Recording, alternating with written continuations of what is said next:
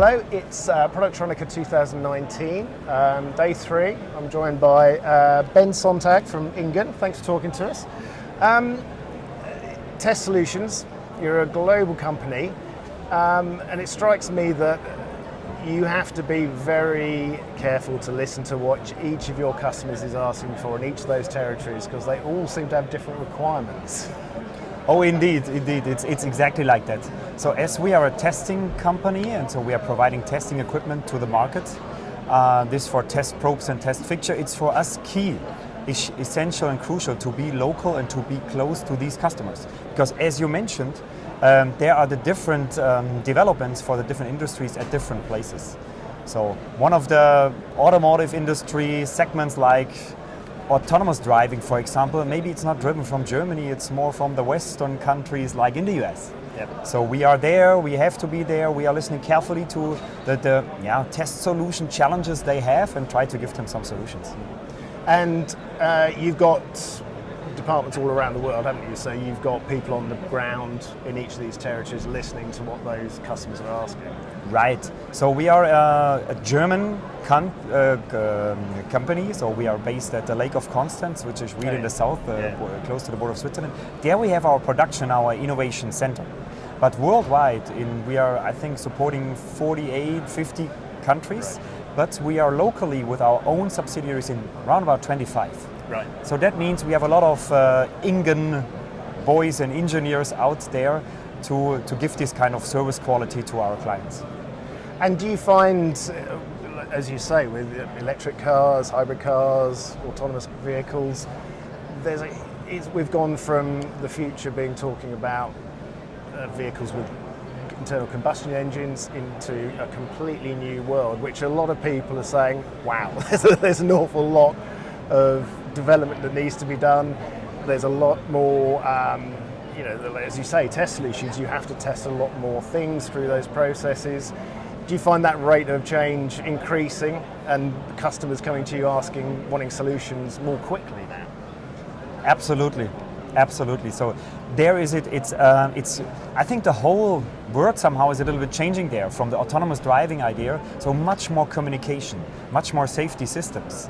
And this should be, look at the discussion in Germany. Is it possible to have autonomous driving in Germany right now? Not that much. Why? Because it's about the tolerance problem right now.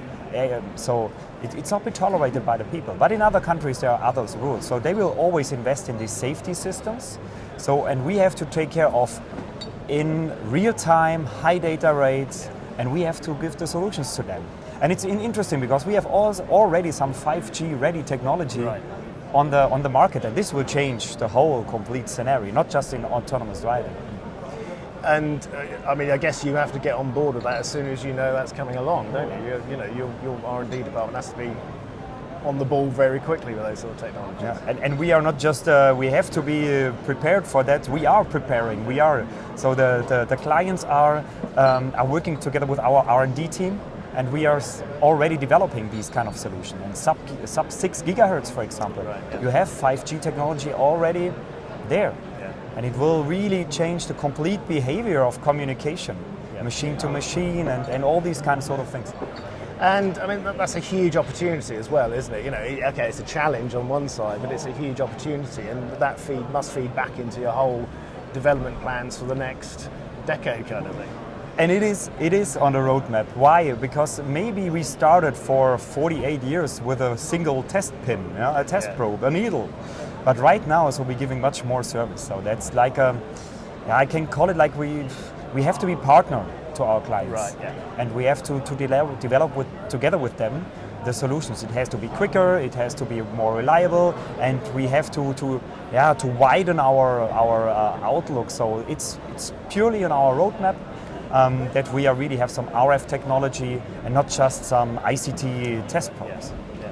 And as you say, partnering with your customers, you then get to know, you can predict where they're heading. So you're not just reacting, you're predicting, but you're helping them along the road, aren't you? I think what we try to stand for is we have to take care of the quality of our client products. And this we cannot just to do with a single product from ourselves. It has to be a service. And for that we have to be out there, we have to be close to them, and we have to have our innovation center where we develop with the designers that kind of thing. And it's not a single discipline task anymore. So we have to do it with them together and make our trial and error, or let's do it in the best way. Yeah. Productronica, massive show. You can hardly walk around the aisles today, it seems that busy. Is obviously been a good show for you. What have you brought new to show people at this show? It's an interesting question. So how can I tell you if we brought something new? We have already more than 25,000 different products available, but sure, we have new ones. Because maybe just I would like to highlight two, because really nice products. So for example, for classical ICT test, there are also changes. And for example, right now we do have some really challenging testing conditions. And for this we have our own new series, the INGUN E-Type Fusion, which has a really own single plating and single tip style. And maybe another product we have also in the division of fixtures, where we're providing fixture accessories to the clients. We have probably the world's smallest marker probe which is available on the market. It's a fast and exchangeable system. I like this product very much. That's why I wanted to highlight it also here. So it's a nice marker probe. How involved are you with the development process? You know these things are coming to market. Is that for you one of the most exciting parts of it, before development before it comes to market? If it comes to the key technologies like autonomous driving, like in electric mobility, like renewable energies, like battery technology, then indeed yes. Yeah. This is, I think, a key we want to work on. We are an engineering-driven company, 100%, and so that's. How can we guarantee this quality of the client's products if we don't bring all our knowledge in to find these challenges, at least, or solve them? And looking at it from a globalized perspective, it makes sense in every market then, doesn't it?